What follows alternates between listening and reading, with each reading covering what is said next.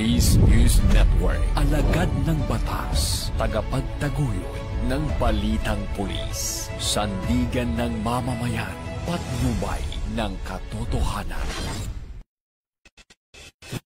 Kampo Krame, maghahatid ng pinakahuling kaganapan at nagbabagang balita. Ito ang PNN Police News Network.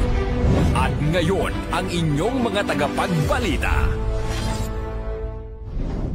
Magandang araw, bagong Pilipinas. Ako ang inyong alagad ng batas, tagataguyod ng Balitang Pulis. Ako po si Patrolwoman Melin Loquias ng Eastern Police District ng NCRPO.